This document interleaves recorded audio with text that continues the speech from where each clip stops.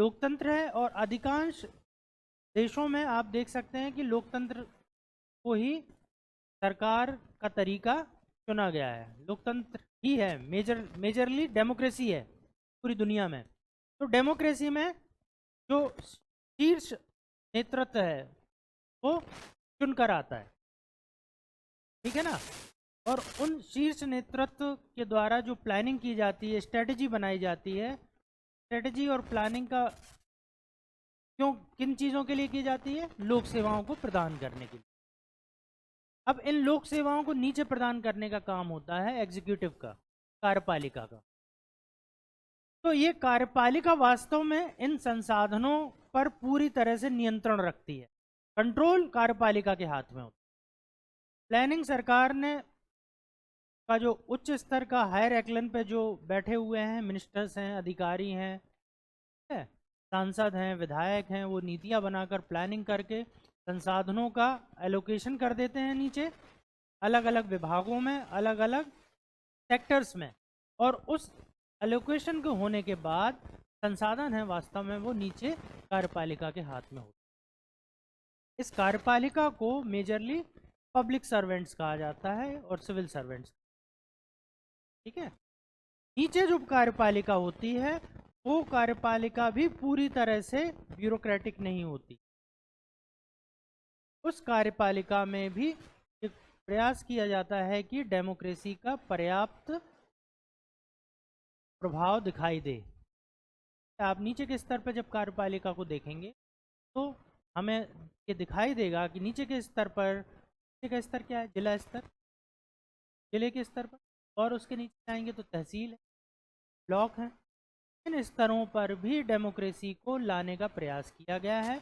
Even पंचायती राज व्यवस्था के माध्यम से ग्रामीण स्तर पर भी डेमोक्रेसी को लाने का प्रयास किया गया है, ताकि जो कार्यपालिकों के पास जो संसाधन है, नियंत्रण में जो संसाधन है, उन पर लोकतंत्र की भी नजर रहे। लोकतंत्र मतलब कि जनता के चुने हुए प्रतिनिधियों की भी नजर रहे और नियंत्रण में उनकी हिस्सेदारी रहे, ठीक है। तो ये कहना विशुद्ध रूप से कि सभी संसाधन ब्यूरोक्रेट्स के हाथ में है या पब्लिक सर्वेंट्स के हाथ में है। कौन से public servants? Career bureaucrats, career public servants, ठीक है। मैंने आपको बताया था पब्लिक सर्वेंट्स, जनता के चुने हुए प्रतिनिधि भी पब्लिक सर्वेंट्स हैं, but they are not permanent public servants. वो स्थायी लोक सेवक नहीं होते, वो टेम्पररी होते हैं, अस्थायी रूप से आते हैं, जनता द्वारा चुने जाते हैं, 5 साल के लिए चुने जाते हैं, ठीक है, या कुछ समय के लिए चुने जाते हैं। तो नीचे तक जो रिसोर्सेज का एलोकेशन कर दिया गया है उस पर नियंत्रण की स्थापना करने के लिए हम डेमोक्रेसी को लाने का प्रयास करते हैं। और नीचे के स्तर पर जैसे कहते हैं डिसेंट्रलाइजेशन, डिसेंट्रलाइजेशन ऑफ डेमोक्रेसी, लोकतंत्र का विकेंद्रीकरण, तो ग्राम पंचायत के स्तर तक इसे लाने का प्रयास किया गया है। और फाइनेंस कमीशन की जो सिफारिशें थी, हाल में जो फाइनेंस कमीशन आया था, 14वें वित्त आयोग की जो सिफारिशें थी, सिफारिशों में ये कहा गया था कि जो भी संसाधन हैं, ठीक है, उनको ग्राम पंचायत के स्तर पर सीधे भेजा जाए, उनको जिले स्तर की जो बीच की कड़ी है उसे समाप्त किया जाए। राज्य स्तर में से जो भी प्लानिंग होती है, योजना मंडल के द्वारा जो भी प्लानिंग की जाती है, संसाधनों को सीधे ग्राम पंचायत। अब आप देखेंगे जिले के स्तर पर किसी तरह का कोई फंड आपको अगर आप कुछ एक योजनाओं का पैसा छोड़, जैसे कि एमपी लेड स्कीम है, विधायक निधि का पैसा है, आदिवासी क्षेत्र विकास कार्यक्रम से संबंधित पैसा है, तो छोड़ दें। सारा का सारा जो बड़ी योजनाएं हैं, कोर ऑफ कोर स्कीम्स आपने सुना, कोर ऑफ कोर, सारा का सारा पैसा अब सीधे पंचायत के, इस पर बीच का स्तर जो जिले स्तर का नियंत्रण पूर्णतः समाप्त कर दिया गया है अधिकांश राज्यों में। अब कलेक्टर और सीडीओ या जैसे जिला पंचायत का सीईओ कहते हैं, उसके पास किसी भी तरह के फाइनेंशियल पर्स नहीं है। सारे के सारे फाइनेंशियल पावर निचले स्तर पर दे दिए गए हैं, जो गांधीयन पर्सपेक्टिव है, गांधीयन फिलॉसफी थी कि हमारी ग्राम पंचायतें या गांव जो हैं वो अपनी योजनाएं खुद बनाएं और उन योजनाओं के लिए जो भी राजस्व है उसका व्यय स्वयं करें। लेकिन अब यहाँ पर बात ये आती है कि क्या ग्राम पंचायत के स्तर पर इतना अधिक टेक्निकल एक्सपर्टीज़ है, तकनीकी रूप से उनके पास इतनी योग्यता है कि वो उस फंड का प्रयोग कर लेंगे, उसका सदुपयोग कर पाएंगे, प्लानिंग कर पाएंगे तो लेके इसका जो राजस्व प्राप्त हो रहा है उसकी इफ़िशिएंट यूटिलाइजेशन होगा या नहीं होगा। इन कामों के लिए ब्लॉक स्तर और जिले के स्तर पर, राज्य स्तर पर जो अधिकारी होते हैं, एग्जीक्यूटिव्स होते हैं, उनको उनका काम है मार्गदर्शन देना और उस पर निगरानी रखना, कामों की मॉनिटरिंग करना, निगरानी करना, प्रोग्रेस पर ध्यान देना, ये काम है। ठीक है, पूरी तरह से अब जो निधि है, फंड है, पैसा है, रेवेन्यू है, वो नीचे के स्तर पर भेज दिया जाता है और उन्हें मार्गदर्शन दिया जाता है कि इस तरह से स्कीम बनाई गई है, ये गाइडलाइंस है और इन गाइडलाइंस को आपको फॉलो करते हुए अपनी स्वयं की योजना बनानी है माइक्रो लेवल पर और उस योजना का क्रियान्वयन करना है। ठीक है, तो इन सभी चीज़ों से हमें ये समझ में तो बात आती है कि जो ब्यूरोक्रेसी है उसके पास बहुत ज़्यादा शक्तियां हैं क्योंकि रिसोर्सेज उन्हीं के पास। ठीक है, पब्लिक सर्वेंट्स के पास ही सारे के सारे रिसोर्स,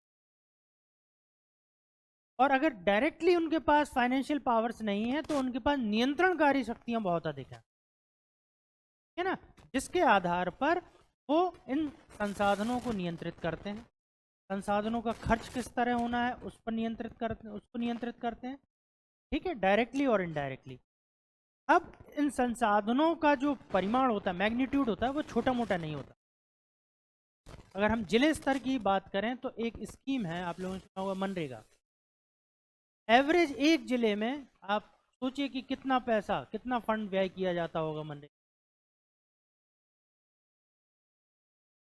लगभग 100 से 150 करोड़ रुपए साल का, इतना पैसा केवल एक स्कीम खर्च किया जाए।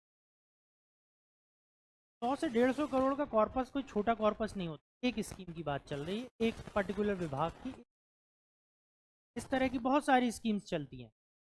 ठीक है, तो इस फंड को, इस रेवेन्यू को नियंत्रण करने के अधिकार प्राप्त है। तो नियंत्रण करने के अधिकार प्राप्त हैं तो आपने ये सुना होगा,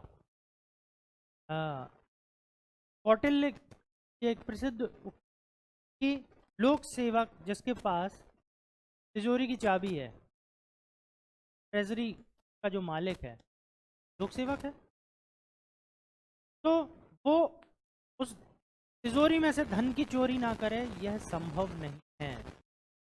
जिस तरह से यदि दिव्या पर शहद लगा दी जाए तो उसका स्वाद लिए बिना नहीं रहा जा सकता, ठीक इसी तरह से जिसके पास तिजोरी की चाबी है, मैं आपको साधारण शब्दों में बता, वो उस तिजोरी में से बुर्द बुर्द ना करे, गबन ना करे, यह संभव नहीं है। तो ये क्या बात हो गई, इंट्रिंसिक प्रॉपर्टी हो गई इंसान के अंदर की, चाहे वो लोक सेवक हो, उसकी एक अंदर का एक नेचर हो गया। ठीक है, बिकॉज हमने ये देखा था जो भी व्यक्ति होता है, मनुष्य होता है, वो सेल्फ इंटरेस्ट से ड्रिवन होता है, स्वहित से, और उसके स्वहित को नियंत्रित करने के लिए हमें नैतिकता की आवश्यकता पड़ती है। तो यहाँ भी कई तरह की नैतिकताओं की आवश्यकता होती है। तो उस लोक सेवक स्वहित को नियंत्रित करते हैं, लोक सेवक की जो ईविल टेंडेंसी है, गलत प्रवृत्ति है, उसको नियंत्रित करने का प्रयास करते हैं। अब इन प्रयासों को अनेक तरीकों से किया जाता है। ठीक है, तो इन प्रयासों को अनेक तरीके से किया जाता है। तो आप ये यहाँ पर हम ये देख रहे हैं कि संसाधन है, संसाधनों पर नियंत्रण किसका है, रिसोर्स, और की मात्रा काफ़ी अधिक है संसाधनों की पर नियंत्रण है। पब्लिक सर्वेंट्स का, लोक सेवकों का,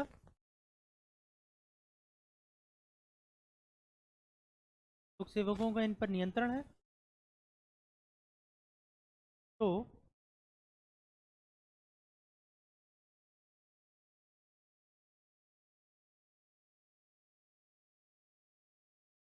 and these public servants are also human beings,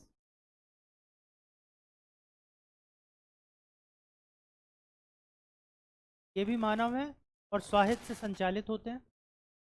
ठीक है, तो इन रिसोर्सेज का, कि ये इस बात की पर्याप्त संभावना है कि इन रिसोर्सेज का खुद के लिए, स्वयं के हित के लिए यूज किया जाए, कि पर्याप्त संभावना है, इसे रोका नहीं जा सकता। ठीक है ना।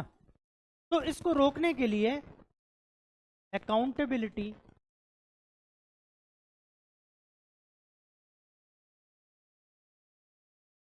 अकाउंटेबिलिटी,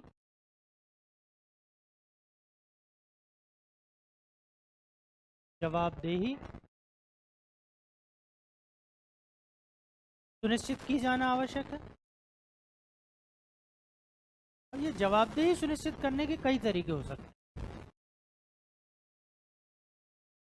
150 से 200 साल जो लोक प्रशासन का इतिहास रहा है, लोक प्रशासन के इतिहास में, गवर्नेंस के इतिहास में, केवल भारत में नहीं पूरे विश्व में,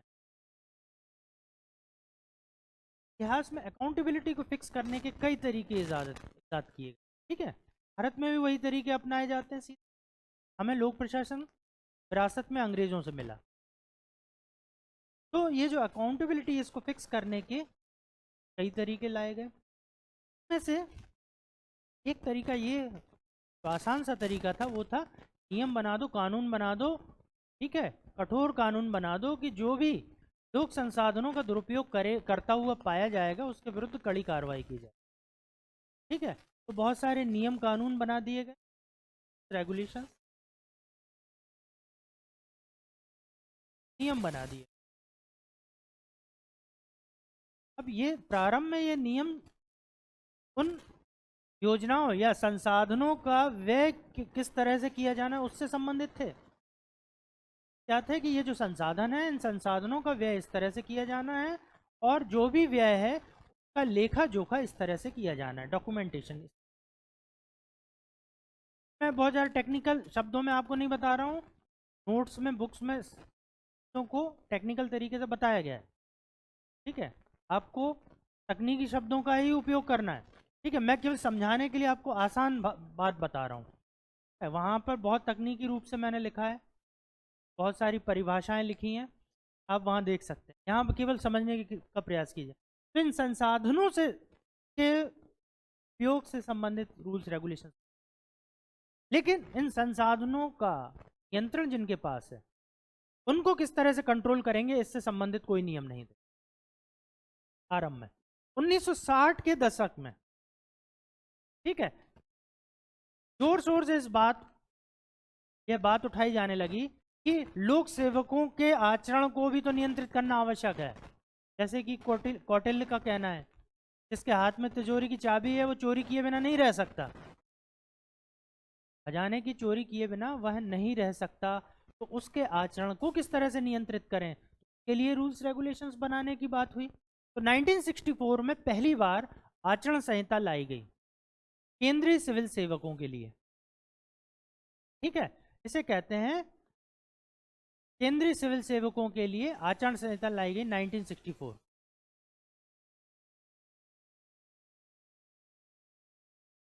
इसी तरह से अखिल भारतीय सेवा के अधिकारियों के लिए भी आचरण संहिता लाई गई। All India civil services conduct rules लाए गए। Central civil services conduct rules 1964 लाया गया। और राज्यों ने भी अपने लोक सेवकों के लिए इसी तरह की आचार संहिताएं लाई। ठीक है, तो 2-3 वर्षों के अंदर ही, 64, 65, 66 के अंदर ही ये आचरण संहिताएं लेकर आई गई और इन्हें धारण कर लिया गया सरकारों के माध्यम से। ठीक है, तो इन आचरण संहिताओं में लोक सेवकों के आदर्श आचरण की चर्चा की गई है, तो किस तरह से आचरण किया करना है, संसाधनों का उपयोग करते समय किस तरह से उनका आचरण होना चाहिए। सिविल सेवकों के पास बहुत सारे लोक संसाधन होते हैं जो उनके स्वयं के व्यय के लिए भी होते हैं या स्वयं के कंफर्ट के लिए भी होते हैं, स्वयं की सुविधा के लिए भी होते हैं। उसका प्रयोग किस तरह से किया, पब्लिक के सामने उन्हें किस तरह का आचरण प्रदर्शित करना चाहिए, प्रेस के सामने उन्हें कब बोलना है कब नहीं बोलना है। पैसे के ट्रांजैक्शन को लेकर बहुत सारे आचरण संहिताएं बनाई गई कि एक सिविल सेवक सिविल सेवा में रहते हुए किसी दूसरे प्रोफेशन को दूसरे रिसोर्स के माध्यम से सोर्स के माध्यम से धन एकत्रित नहीं कर सकता, को लेकर आचरण बना। प्रेस के सम्मुख से कब वक्तव्य देना है कब नहीं देना है, उसका अधिकार है प्रेस के सम्मुख बोलने का या नहीं, किन्हें अधिकार है, को लेकर आचरण संहिता बनाएगी। प्रकाशन को लेकर, न्यूज़पेपर में लिखने को लेकर, कोई बुक प्रकाशित करना है, इसको लेकर बहुत सारी आचरण नहीं, ठीक है। जब हम देखेंगे सिविल सर्विसेज कंडक्ट रूल्स, उसमें हम देखेंगे आचरण संहिता के बारे में। तो 1964 के आसपास ये प्रयास किए गए और कंडक्ट रूल्स आए। तो 1960 के दशक में आप देख सकते हैं बहुत सारे आचरण संहिता। Central civil services conduct rules 1960, केंद्रीय सिविल सेवा आचरण नियम 1964, अखिल भारतीय सिविल सेवा आचरण नियम, राज्य सिविल सेवा आचरण नियम, आचरण नियम। अब इसके बाद इन आचरण नियमों को तो बना दिया गया, उसके बाद साइलेंट हो गए। इन आचरण नियमों का पालन होता है या नहीं होता है को लेकर बहुत ज़्यादा व्यापक तौर पर इनकी प्रभावशीलता को सुनिश्चित नहीं किया गया।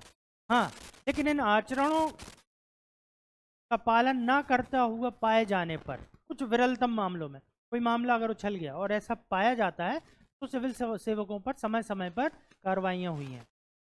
कि अगेन डिसिप्लिनरी एक्शन, अनुशासनात्मक कार्रवाइयाँ होती हुई आपको दिखाई देंगी आचरण नियमों के अंतर्गत, ठीक है। इसके बाद 1995 में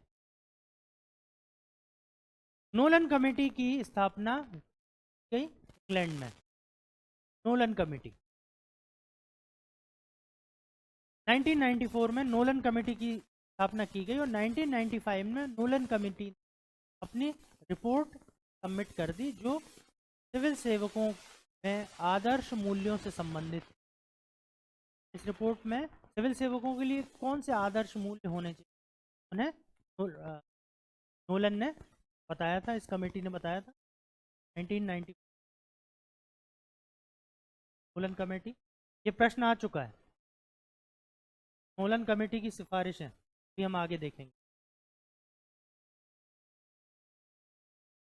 1996 में यूनाइटेड नेशंस ने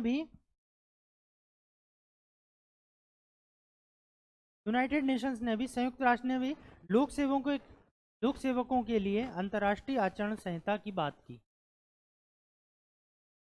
यूनाइटेड नेशंस ने भी लोक सेवकों के लिए अंतर्राष्ट्रीय आचरण संहिता की बात की, ठीक है। अब आपको ये पता होगा कि राजस्व प्राप्ति जो होती है या पब्लिक सर्विसेज प्रोवाइड करने में राष्ट्र के अलावा, किसी देश के अलावा, कंट्री के अलावा इंटरनेशनल ऑर्गेनाइजेशंस भी फंडिंग करते हैं, बहुत सारी परियोजनाओं को भी फंडिंग करते हैं, ठीक है ना। वेलफेयर के लिए बहुत सारा पैसा दिया जाता है कंट्रीज। तो इन पैसे को फाइनली पैसे का एग्जीक्यूशन किसको करना है, कंट्रोल किसके हाथ में है, सिविल सेवकों के हाथ में है, लोक सेवकों के हाथ में है। तो इंटरनेशनल लेवल पर भी एथिक्स बनाया जाना जरूरी था। अंतर्राष्ट्रीय स्तर पर लोक सेवकों का आचरण किस तरह का होना चाहिए। तो पैसा हम दे रहे हैं तो हम ये डिसाइड करना भी तो हमारा काम है, इस पैसे का उपयोग जो करेगा उसमें कौन सी योग्यताएं होना चाहिए, के अंदर कौन से मूल्य होना चाहिए, ठीक है। तो यूएन ने 1996 में इस तरह से एक अपनी एडवाइजरी जारी की आदर्श आचरण को लेकर अंतर्राष्ट्रीय स्तर पर। तो ये तो हो गए रूल्स और रेगुलेशंस की बात। ठीक है। इन रूल्स और रेगुलेशंस के अलावा इन सभी प्रयासों के माध्यम से यह भी प्रयास किया गया कि सिविल सेवकों में कुछ मूल्यों का समावेश हो, कुछ विशेष प्रकार के मूल्यों का समावेश किया जाए, क्योंकि जो नियम और कानून होते हैं वो डेड होते हैं, मृत प्राय होते हैं, उनमें जान नहीं होती। नियम बना दिया, कानून बना दिया, एनफोर्सेबल कर दिया, ठीक है, तो ये नियम कानून क्या बताते हैं, सही और गलत। ये नियम क्या बताएंगे, गुड और बैड, राइट और रॉन्ग, ठीक है। अब मुझे पता है कि ये राइट है, ये रॉन्ग है, लेकिन उसका चयन तो मुझे करना है, पता रहे मुझे, चयन मुझे करना है। तो मुझे सही चयन करने के लिए कौन मजबूर करेगा, मेरा कॉन्सेंस मुझे बताएगा। ये मेरा कॉन्सेंस कहाँ से आएगा, इसके अंदर मूल्यों का समावेश होना चाहिए। तो जब मैं पिक करूंगा राइट या रॉन्ग को, उस समय मेरे मूल्य निर्धारित करेंगे मेरे इस एक्शन को, ठीक है, मेरे एटीट्यूड को। तो यहाँ पर मूल्यों की आवश्यकता है। इसे निर्धारित तो एथिक्स कर देता है, मोरालिटी ये निर्धारित कर लेती है कि व्हाट इज़ राइट और रॉन्ग, व्हाट इज़ गुड और बैड, सही क्या है गलत क्या है, ये बता दिया। लेकिन इसको जब पिक करना है सही और गलत को, तो आपके मूल्य डिसाइड करते हैं। का मतलब है आपके मूल्य आपके एथिक्स को एक्टिवेट करते हैं। तो मोरालिटी को सक्रिय करने का काम है मूल्य, मूल्यों का काम है नैतिकता को सक्रिय करना।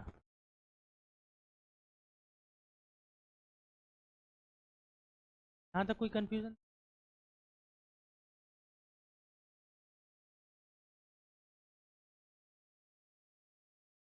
तो अगर हम देखें कि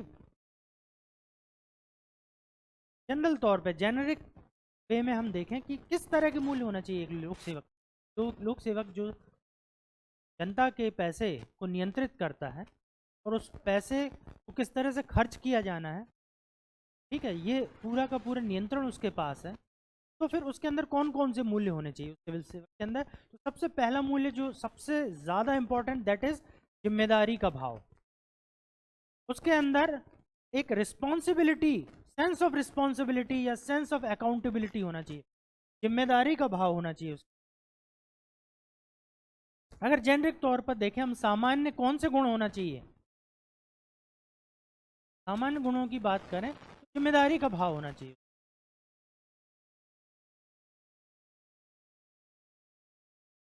sense of responsibility. These are the general characteristics which are important for a civil servant or public servant. First is sense of responsibility, जिम्मेदारी का भाव। जिम्मेदारी का भाव,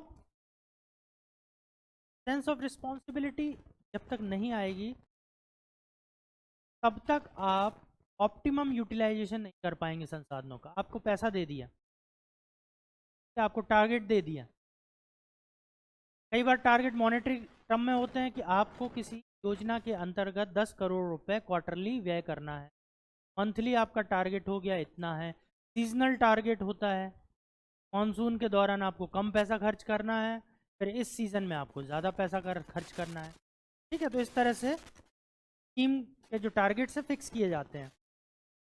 फेस्टिव सीजन है, ऑब्वियसली पैसा उतना खर्च नहीं हो पाएगा, ठीक है, क्योंकि संसाधनों को का व्यय करने के लिए लेबर चाहिए, ठीक है, मटेरियल चाहिए, लोगों का जुड़ाव चाहिए जिनके लिए आप स्कीम्स बना रहे हैं। तो लोग ही नहीं होंगे, आपने ग्रामीण क्षेत्र के लिए कोई स्कीम बनाई, आप देखेंगे कि बहुत सारे सीजनल वे में आप देखेंगे कि मौसम के आधार पर या कोई पर्टिकुलर सीजन में पूरे के पूरे गाँव में ताले लगे होते हैं। तो अब स्कीम का इम्प्लीमेंटेशन करेंगे किसके लिए? गांव में केवल बूढ़े लोग रह जाते हैं, सारे जवान पलायन कर जाते हैं एक खास सीजन में, फिर सीधे आते हैं अपनी फसल काटने के लिए। तो ये बहुत सारी चीज़ें हैं। तो जिम्मेदारी का भाव ये होना चाहिए कि आपको जो पब्लिक रिसोर्सेज दिए गए हैं, संसाधन दिए गए हैं, उसको व्यय करना है और सही तरीके से व्यय करना है। ये आपके अंदर एक रिस्पॉन्सिबिलिटी का सेंस आना चाहिए। अगर संसाधन जो साल भर के लिए एलोकेट किए गए हैं या क्वार्टरली आधार पर एलोकेट किए गए हैं, उनका अगर आपने व्यय नहीं किया तो ये भी एक तरह की असफलता है, ये भी एक असफलता है। क्योंकि पैसे बचाना हमारी जिम्मेदारी नहीं है, पैसे का सही तरीके से व्यय करना जिम्मेदारी है, तभी प्रॉस्पेरिटी आएगी। पैसा रखने के लिए नहीं है, बचाने के लिए नहीं है।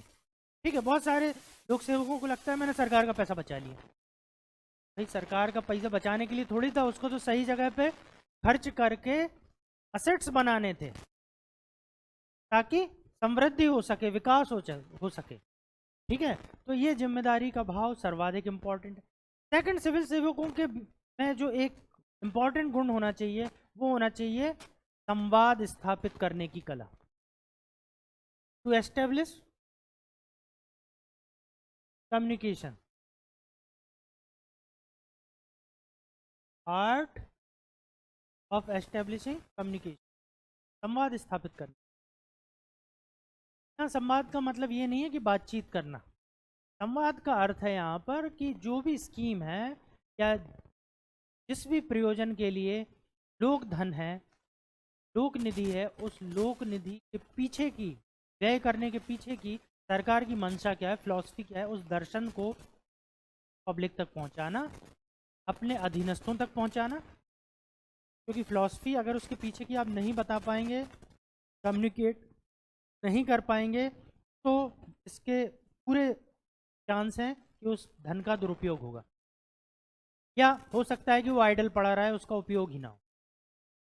90% हमारे लोक सेवक क्या करते हैं, स्कीम बनी, कभी इस चीज़ पर विचार नहीं करेंगे कि स्कीम के पीछे बनाने का प्रयोजन क्या है सरकार का, इसके पर जो धन या लोक निधि का आवंटन किया गया है, ठीक है, इतना आवंटन क्यों किया गया है, टारगेट्स इतने क्यों दिए गए हैं, इसका खर्च इतना क्यों किया जाना है, के पीछे के जो फिलॉसफी है उसको अपने अधीनस्थों तक पहुंचाना और उन अधीनस्थों के माध्यम से जनता तक पहुंचाना भी सर्वाधिक महत्व।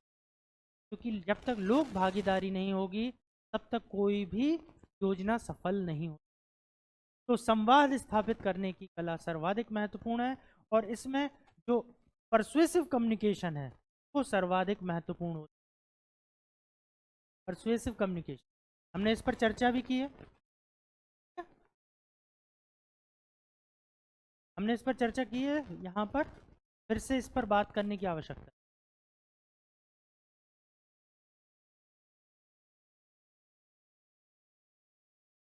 अब जो लोक निधि है या लोक संसाधन है ये फिक्स होते हैं, नियत होते हैं। एक बार क्योंकि रेवेन्यू जो साल भर में रेवेन्यू आएगा सरकार के पास, उसकी एक मात्रा निश्चित है, उसे सरकार को पता है कि इतना पैसा आएगा, इतना खर्च करना है, तो एलोकेशंस फिक्स होते हैं लगभग, उनमें थोड़ा बहुत ही ऊपर नीचे होता है।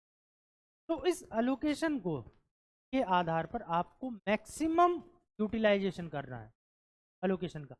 जो आपके पास संसाधन है वो पर्याप्त नहीं है तो आपको दूसरे तरीके से संसाधनों को जुटाना है ताकि संसाधनों की कमी ना हो।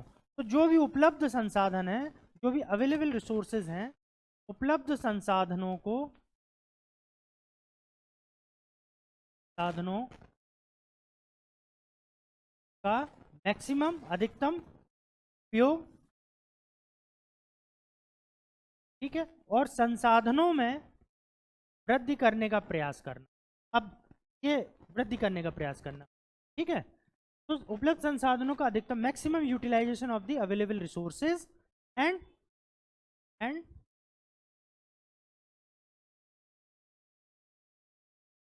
Make efforts to increase these resource. अब इन रिसोर्सेज को कैसे बढ़ाएंगे,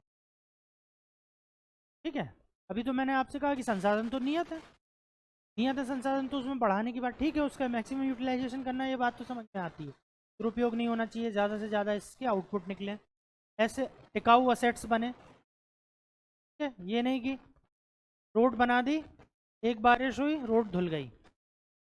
एमसीडी क्या करती है जनरली, या म्यूनसिपल कॉरपोरेशन, किसी भी शहर का म्यूनसिपल कॉरपोरेशन आप देख लें, भारत में ये एक मोडस ऑपरेंडी हो गई है, आज रोड बनेंगे कल फिर खोदेंगे, फिर उसके ऊपर फिर से बनाएंगे फिर खोदेंगे, हमारे पास कोई प्लानिंग ही नहीं है, ठीक है। अगर हमें लीनियर इंफ्रास्ट्रक्चर बनाना है तो पहले से प्लानिंग होना चाहिए। तो बार बार रोड खोद के, अब फाइबर ऑप्टिक्स की जो केबल डालनी है उसके लिए रोड खोदेंगे, अगली बार दूसरी चीज़ के लिए रोड खोदेंगे। अभी ट्रांसमिशन लाइन ऊपर से जा रही है, कुछ दिनों के बाद सरकार योजना बनाएगी सारी की सारी ट्रांसमिशन लाइन अंडरग्राउंड कर दो, फिर रोड खोदेंगे। हमारे पास किसी भी तरह की प्लानिंग नहीं है, संसाधनों का दुरुपयोग हो गया है एक तरह से। तो इसके लिए प्लानिंग करना किसका काम है? लोक सेवकों का। लोक सेवकों का मतलब केवल मेरा स्थायी लोक सेवकों से नहीं, करियर ब्यूरोक्रेट से नहीं, बल्कि जो अस्थायी हैं, जो राजनीतिक लोक सेवक पॉलिटिकल एग्जीक्यूटिव्स हैं, उनका भी काम है। वृद्धि किस तरह से कर सकते हैं? संसाधनों में, लोकल संसाधनों को जुटाकर भी संसाधनों में वृद्धि की जाती है। बहुत सारे तरीके होते हैं। कई बार जब संसाधन कम हो पड़ जाते हैं तो जो स्मार्ट ब्यूरोक्रेट्स होते हैं, पब्लिक सर्वेंट्स होते हैं, वो लोकली अवेलेबल संसाधनों से काम। जैसे एग्जाम्पल के तौर पे एक छोटा सा एग्जाम्पल ले, प्लांटेशन ज़्यादातर असफल हो जाते हैं, करोड़ों रुपए फूंक दिए गए हैं सरकार के द्वारा, लेकिन प्लांटेशन सफल नहीं हो पाता। बहुत बड़ी योजना की बात नहीं कर रहा हूं मैं कि ब्रिज बना दिया, ठीक है, बहुत बड़ा नेशनल हाईवे बना दिया, मैं उनकी बात नहीं कर रहा, छोटा सा एग्जांपल ले रहा हूँ। अरबों रुपए फूंक दिए गए हैं। मनरेगा योजना जब प्रारंभ में आई थी तो सबसे ज़्यादा पैसा प्लांटेशन में फूंका गया, एक पेड़ अभी तक नहीं बचा। अभी हाल ही में ग्रीन इंडिया मिशन आया था 2015 में, उसमें भी दुरुपयोग हुआ संसाधनों का, एक पेड़ पौधा अभी तक नहीं बचा, ठीक है। तो संसाधन कम थे, ऐसा लग रहा था कि संसाधन जितना अलोकेशन है साधन उतने नहीं हैं, कैसे बचाएं, क्योंकि प्रोटेक्शन कैसे दें, पेड़ को बच्चे की तरह पालना पड़ता है पौधे को। लेकिन जो स्मार्ट ब्यूरोक्रेट हैं वो लोकली अवेलेबल संसाधनों के माध्यम से भी इन चीज़ों को कर सकते हैं, और किया है बहुत सारे लोगों ने, ठीक है। तो यहाँ संसाधनों की वृद्धि का मतलब है कि आप प्रयास करके जो आपके पास उपलब्ध संसाधन है उनमें वैल्यू एडिशन कर सकते हैं। सस्ते रिसोर्सेज को, उन रिसोर्सेज जो महंगे रिसोर्सेज हैं उनकी क्वालिटी का बना सकते हैं आप। जैसे प्रयोग के तौर पर लें कि अगर प्लांटेशन कर रहे हैं आप तो आपको उसके चारों तरफ फेंसिंग करनी है, उसके लिए खंबे लगेंगे, ठीक है, आरसीसी वायर वाले खंबे लगेंगे सीमेंट के, आप उसे वहीं पर बनाइए, लोकली बनाइए, ठीक है। आपको पौधों की आवश्यकता पड़ती है, उसके बाद फिर पौधे आते हैं उनकी, तो लेस क्वालिटी की, इंफीरियर क्वालिटी के पौधे आएंगे, आप वहीं पे नर्सरी तैयार कीजिए, उपलब्ध संसाधन जो है उन्हीं के माध्यम से। इसमें लेकिन एफर्ट लगेगा, जिम्मेदारी का के भाव की आवश्यकता पड़ेगी, संवाद स्थापित करना पड़ेगा, तभी आप संसाधनों को बढ़ा सकते हैं, ठीक है। तो ये भी महत्वपूर्ण गुण है जो लोक सेवकों के भीतर होना चाहिए। फिर नेक्स्ट इंपॉर्टेंट है प्रॉब्लम सॉल्विंग। समस्याएं आएंगी तो उन समस्याओं को हल करने की कला, या उन समस्याओं को हल करने की तत्परता, प्रॉब्लम सॉल्विंग, समस्याओं को हल करने की तत्परता, प्रॉम्प्टनेस इन प्रॉब्लम सॉल्विंग।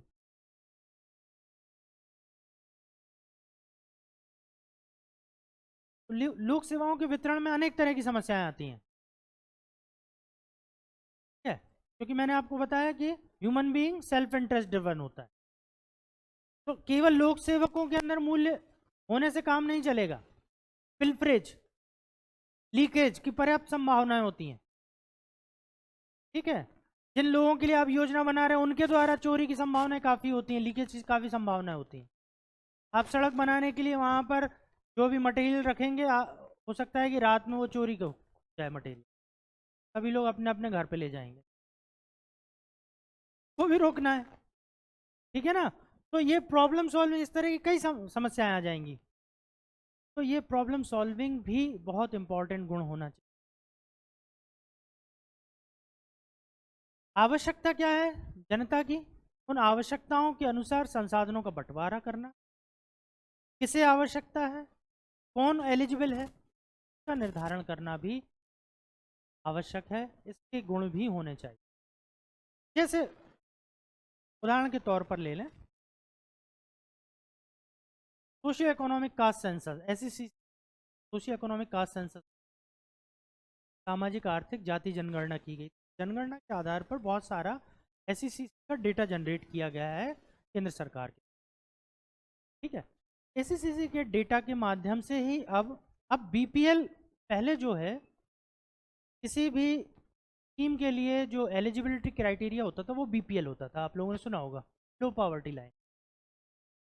लेकिन ये देखा गया कि बीपीएल की जो एलिजिबिलिटी है इसका बहुत ज़्यादा दुरुपयोग किया जाता है। एक सर्टिफिकेट जारी किया जाता है तहसीलदार के द्वारा, तो वो सर्टिफिकेट फर्जी भी जारी हो जाते हैं, ठीक है, और गलत तरीके से भी जारी हो जाते हैं, ठीक है। तो दोनों तरीके से बीपीएल सर्टिफिकेट बनते हैं। और आप देखेंगे कि गांव में हर दूसरा आदमी बीपीएल है, ग्रामीण क्षेत्र, शहरी क्षेत्रों में हर दूसरा आदमी बीपीएल है। जो नौकरी में नहीं है, सरकारी नौकरी में, उसके अलावा पूरा देश बीपीएल है। तो ये देखा गया सरकार के द्वारा कि भाई ये तो फेल है, ये तो बोगस है। सरकार के द्वारा इंस्ट्रक्शन जारी किए गए कि जितने नए बीपीएल सर्टिफिकेट बनाते उतने ही काटो। लेकिन एक बार इतने बीपीएल सर्टिफिकेट बन गए कि राजनीतिक दबाव थे कि आप बाहर नहीं करेंगे लोगों को, बीपीएल के सर्टिफिकेट जिनको जारी हो गए उनको बाहर नहीं करेंगे नए सर्वेक्षण में। तो इसमें भी मशीनरी विफल हो गई, नए बीपीएल बनते गए और उतने ही बीपीएल काटने थे वो नहीं हो पाए। सरकार ने कहा कि इसको समाप्त करो, नया तरीका लाओ। एसईसीसी के सेंसस के जो डेटा है उसके आधार पर ही हम अर्हता या एलिजिबिलिटी डिसाइड करेंगे। तो प्रधानमंत्री आवास योजना लाई गई, भारत सरकार की बहुत अच्छी योजना है ये प्रधानमंत्री आवास योजना। उसमें जो एलिजिबिलिटी क्राइटेरिया डिसाइड किया गया उसे एसईसीसी के डेटे के आधार पर, सोशियो इकोनॉमिक कास्ट सेंसस के आधार पर निर्धारित किया गया कि किसे इस योजना का लाभ दिया, ठीक है। तो इस तरीके से जो है एक नैतिक प्रशासक के अंदर ये गुण होने चाहिए कि किस तरह से, कौन कौन से गुण होने चाहिए जिनके आधार पर वो लोक सेवाओं को प्रदान करने में सफलता हासिल कर सकते, ठीक है। तो इन सारी चीज़ों के लिए वैल्यू क्रिएट करना बहुत ज़रूरी है, तभी वो समझ पाएगा कि सही और गलत में से सही को का चुनाव करना है। सही और गलत तो नियम कानून बना के आप दिखा दोगे, लेकिन उसके चुनाव करने के लिए मूल्य आवश्यक हैं। इन्हीं मूल्यों को कहा जाता है फाउंडेशनल वैल्यू, ठीक है, आधारभूत मूल्य सिविल सेवकों के। तो सिविल सेवकों के इन आधारभूत मूल्य जो हैं, इन मूल्यों में सबसे पहले नोलन कमेटी ने 1995 में किया था। नोलन कमेटी के द्वारा ये मूल्य दिए गए थे, आधार मूल्य दिए गए थे। अभी हम देखेंगे ये आधार मूल्य कौन से थे। लेकिन ये जो मूल्य हैं, इन मूल्यों को सभी सिविल सेवकों तक पहुंचाने हैं, लोक सेवकों को पहुंचाने हैं। हम क्या करते हैं कि इन मूल्यों को जो हायर एक्लन पे, उच्च स्तर पे जो लोक सेवक बैठे हैं, उनको तो तोते की तरह पढ़ाने का प्रयास करते हैं कि ये मूल्य हैं, इन मूल्यों को निर्धारित करना है आपको अपने जीवन में, ये महत्वपूर्ण है। लेकिन मैंने आपको बताया कि इन संसाधनों का वास्तविक उपयोग निचले स्तर पर किया जाता है। निचले स्तर पर इन मूल्यों के समावेश की अभी तक कोई किसी भी तरह का प्रोसीजर नहीं बनाया गया है, ना ही कोई प्रक्रिया, ठीक है। तो जो लैकुना है वो ये है कि निचले स्तर पर ये मूल्य क्या होते हैं किसी को नहीं पता, ना इसके लिए कोई प्रयास किए जा रहे हैं सरकार के द्वारा, ठीक है। तो आपने भले ही यहाँ पर मूल्यों का समावेश कर दिया, लेकिन जब तक नीचे के स्तर पर मूल्यों का समावेश नहीं करेंगे, लोक सेवाओं की गारंटी नहीं दी जा सकती, चाहे आप कितनी भी अच्छी योजनाएं बना लें। एक निबंध आया, it is not the crisis of policy making, it is the crisis of policy implementation. निचले स्तर पर मूल्यों की कमी भी एक इसका कारण है, ठीक है ना। तो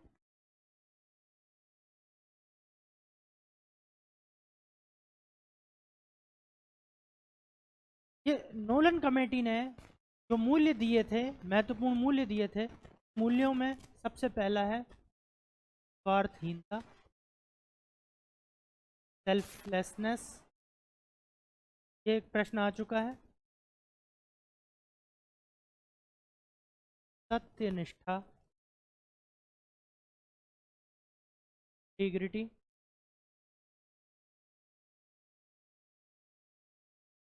खुलापन,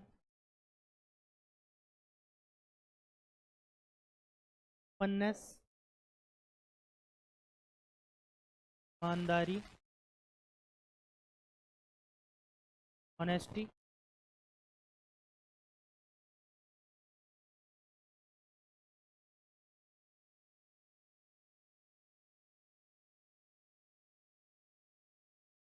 अकाउंटेबिलिटी, जवाबदेही।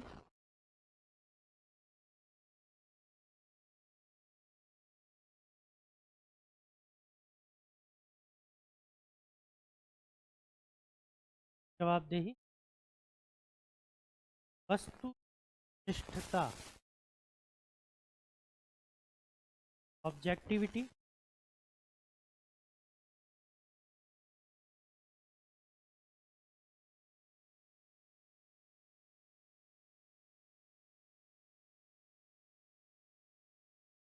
नेतृत्वशीलता।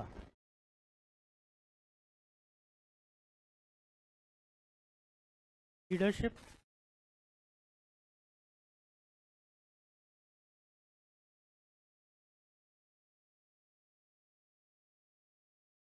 कितने हो गए? 7। ये नोलन कमेटी ने मूलभूत मूल्य दिए, फाउंडेशनल वैल्यूज दी। उनके अनुसार, नोलन कमेटी के अनुसार, these foundational values are must for a public servant. 1995 में, तब तक देश में अंतर्राष्ट्रीय स्तर पर मूल्यों की बात नहीं चल रही थी। आप समझ सकते हैं, ठीक है ना? वो भी इंग्लैंड की बात है ये। नोलन कमेटी भारत में नहीं आई है अभी, भारत में तो इस पर बात ही नहीं चल रही थी। एथिक्स पर पहली बात हुई जब वीरप्पा मोइली की अध्यक्षता में जो है सिफारिशें आई, एथिक्स इन पब्लिक एडमिनिस्ट्रेशन। चौथी रिपोर्ट जब वीरप्पा मोइली की अध्यक्षता वाली कमेटी की, एथिक्स इन पब्लिक एडमिनिस्ट्रेशन, चौथी रिपोर्ट थी उनकी।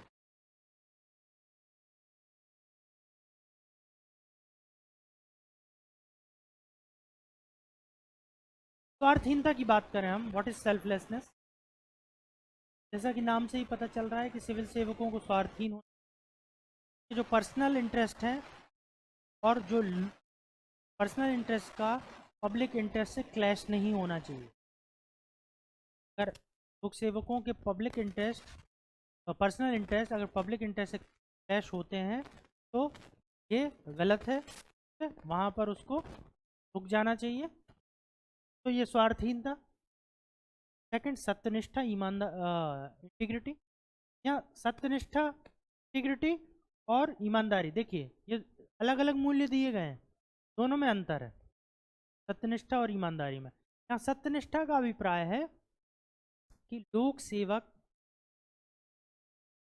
के विचार और उन काम करने के तरीके, वो सरकार की जो विचार हैं और काम करने के तरीके मेल खाने। सरकार का जो दर्शन है, अगर जो भी इलेक्टिव गवर्नमेंट है, डेमोक्रेटिकली इलेक्टिव गवर्नमेंट है, उसकी एक सोच होती है कि उसको देश को इस रास्ते से प्रगति पर ले जाना है। तो लोक सेवक का काम भी है कि जो सरकार का दर्शन है उसी दर्शन को फॉलो करना, उसे अलग से अपना दिमाग नहीं लगाना है, ठीक है? सिविल सेवक का कोई इस तरह की सोच नहीं हो सकती कि उसे अगर सरकार कैपिटलिज्म को प्रमोट करती है तो सोशलिज्म के माध्यम से काम करे, ऐसा नहीं हो सकता। अगर सरकार सोशलिस्ट है, सोशलिज्म के माध्यम से देश में प्रगति लाना चाहती है या अपनी कामों को करना चाहती है, तो ये पब्लिक सर्वेंट का काम है वो सरकार के सोच के अनुसार काम करे, जिस किसी भी सरकार के अधीनस्थ वो काम कर रहा है। ऑल इंडिया सर्विसेज की बात करें तो केंद्र सरकार का रिप्रेजेंटेटिव है, राज्य सरकार में काम कर रहा है, राज्य सरकार की सोच के अनुसार उसे काम करना है। केंद्र सरकार ने अगर कोई स्कीम बनाई है, तो स्कीम पर राज्य सरकार भी इम्प्लीमेंट करती है, क्योंकि नीचे तो राज्य सरकार ही। तो यहाँ पर केंद्र सरकार का पक्ष रखना कि जो योजना है वो स्पॉइल ना हो जाए, ये तो सरकार की सोच के अनुसार तालमेल स्थापित कराना, ये सिविल सेवक का काम है। यहाँ उसे अपने दर्शन या उसकी खुद की जो फिलॉसफी है के अनुसार काम नहीं करना है।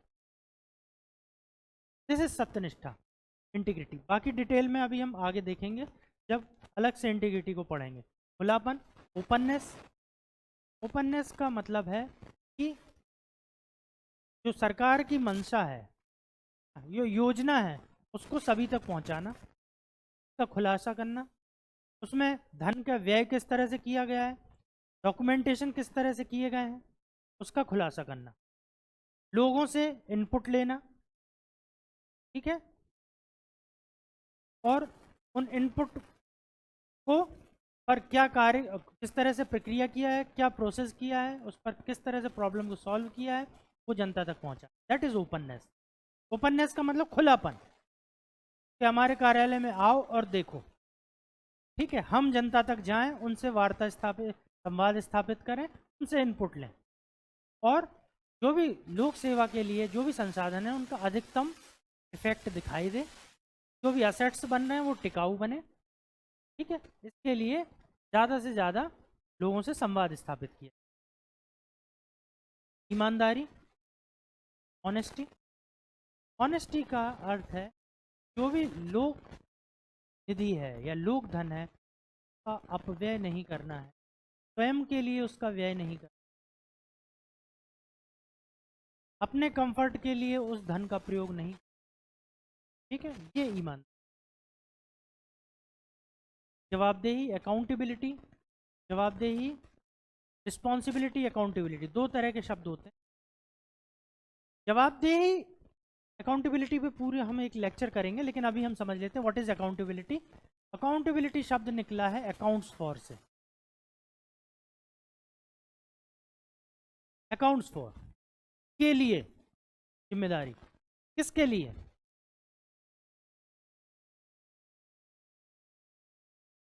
आंसरेबिलिटी, इसका मतलब होता है अकाउंट्स फॉर मतलब आंसरेबिलिटी, आपको उत्तरदायी हैं, आपको उत्तर देने के लिए बाध्य हैं, that is accountability.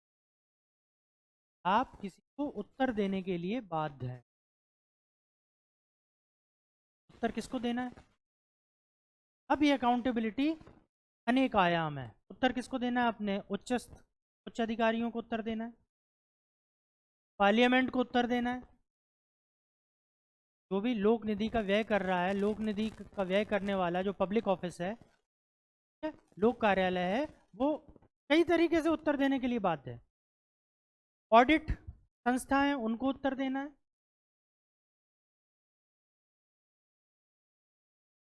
Public advocates हैं। पब्लिक एडवोकेट्स मतलब कि बहुत सारे आप देखेंगे कि जनता के बहुत सारे हिमायती खड़े हो जाते हैं समाज में, जनता की आवाज़ रखने के लिए, प्राइवेट लोग। तो पब्लिक एडवोकेट्स को भी उत्तर देना है, आपको जवाब तो देना होगा। आप ये नहीं कह सकते कि मैं नहीं बोलूँ।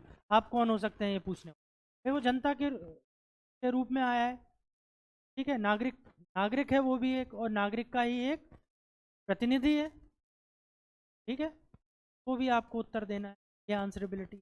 तो ये हम जब बहुत सारे डायमेंशंस देखेंगे तब हम अकाउंटेबिलिटी को डिटेल में समझेंगे कि बीच में किस तरह से संबंध स्थापित होते, ठीक है, उसे देखेंगे। तो ये आंसरेबिलिटी स्थापित होना बहुत ज़रूरी है एक सिविल सेवक। तो ये आंसरेबिलिटी को स्थापित करने के लिए सरकार ने अनेक इंस्टीट्यूशंस बनाए हैं, संस्थाएं बनाई हैं, अनेक प्रोसीजर्स बनाए हैं, इनके आधार पर ये जवाबदेही सुनिश्चित होती, ठीक है। वस्तुनिष्ठता, ऑब्जेक्टिविटी। ऑब्जेक्टिविटी सब्जेक्टिविटी का विलोम है। सब्जेक्टिविटी मतलब आत्मनिष्ठ, मैं जैसे चाहूँ वैसा करूँ। ऑब्जेक्टिविटी का अर्थ है कि एक खास तरीके से, ठीक है, जैसा निर्धारित किया गया है उस तरीके से मैं काम करूँ। मतलब कि किसी भी प्रश्न का एक ही उत्तर होगा, दैट इज ऑब्जेक्टिविटी। उसके चार उत्तर नहीं हो सकते हैं। किसी भी प्रॉब्लम का जो सॉल्यूशन तक पहुंचेंगे, कंक्लूजन एक होगा, दैट इज ऑब्जेक्टिविटी। सरकार ने किसी स्कीम को बनाया है तो उस स्कीम का जो परिणाम सरकार को चाहिए वो एक ही परिणाम है, उसी तरह का परिणाम चाहिए, उसकी क्वालिटी और क्वांटिटी से कोई समझौता नहीं हो। ठीक है। लोक धन के व्यय में जिस तरह की प्रोसीजर सरकार के द्वारा स्थापित की गई है, जो भी मार्गदर्शी सिद्धांत बनाए गए हैं, जो पॉलिसी है, नीतियां हैं, उन्हीं नीतियों के अनुसार आपको लोक धन का व्यय करना है, that is objectivity. A public servant cannot spend a single penny on his whims and fancies। अपनी सनक के आधार पे वो पैसा नहीं खर्च कर सकता। स्कीम के जो मार्गदर्शी सिद्धांत है, उन्हीं सिद्धांतों के आधार पे उसको लोक धन का व्यय करना है, दैट इज ऑब्जेक्टिविटी। उसके निर्णय में वस्तुनिष्ठता होनी चाहिए। एक दूसरा सिविल सेवक भी अगर उन परिस्थितियों में कोई निर्णय लेता तो वो भी यही निर्णय लेता, ये ऑब्जेक्टिविटी है। मैं निर्णय लूं या कोई और निर्णय ले, या उसी समय किसी और क्षेत्र में, किसी और ज्यूरिडिक्शन में दूसरा पब्लिक सर्वेंट जो निर्णय ले रहा है, दैट इज ऑब्जेक्टिविटी। लोक सेवा में बहुत सारे जब स्कीम्स बनती हैं तो कई बार जब इनिशियली स्कीम्स आती हैं तो मार्गदर्शन काफ़ी क्लियर नहीं होता। उस समय क्या करते हैं लोक सेवा, अपने जो कलीग्स हैं उनसे बात करते हैं, यार आप कैसे कर रहे हो इस चीज़, ठीक है, इस मामले में आपका क्या व्यू है, आप किस तरह से पर आगे बढ़ रहे हैं, पूछते हैं ना इस तरह से लोक सेवक। तो क्यों पूछा जाता है, ताकि ऑब्जेक्टिविटी हो डिसीजन में, सभी लोग एक ही तरह से चल रहे हैं कि नहीं चल रहे हैं, दैट इज ऑब्जेक्टिविटी। नेक्स्ट, नेतृत्वशीलता, ये सबसे महत्वपूर्ण मूल्य है, सबसे महत्वपूर्ण मूल्य है सिविल सेवकों के लिए।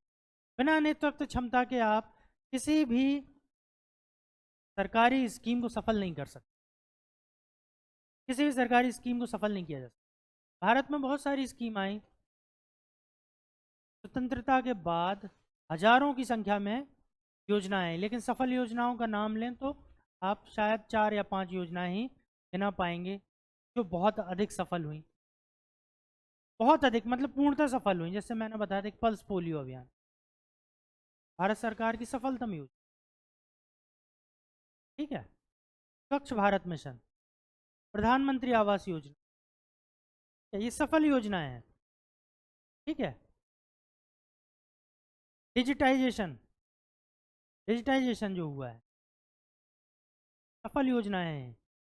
तो सफलता के लिए लीडरशिप बहुत जरूरी थी। इन सभी योजनाओं में लीडरशिप ऊपर से नीचे तक आप देख सकते हैं, सर्वोच्च नेतृत्व से लेकर नीचे के स्तर तक के लोक सेवकों के में आप नेतृत्वशीलता को आसानी से देख सकते हैं, तभी ये योजनाएं सफल हुई हैं। बिना नेतृत्वशीलता के कोई योजना सफल नहीं होगी, ठीक है। तो नोलन कमेटी ने ये 7 महत्वपूर्ण कोर मूल्यों को बताया जो सिविल सेवकों के या लोक सेवकों के होना चाहिए। अब हम आगे देखेंगे फाउंडेशनल वैल्यूज़, जो महत्वपूर्ण फाउंडेशनल वैल्यूज़ हैं सिविल सर्वेंट्स के लिए, जैसे कि सत्यनिष्ठा, इंटीग्रिटी, ट्रांसपेरेंसी, पारदर्शिता, परसिवरेंस, डटे रहने की क्षमता, दृढ़ता, कंपैशन, सिंपैथी, कंपैशन जो वीकर सेक्शन है उसके लिए दयालुता,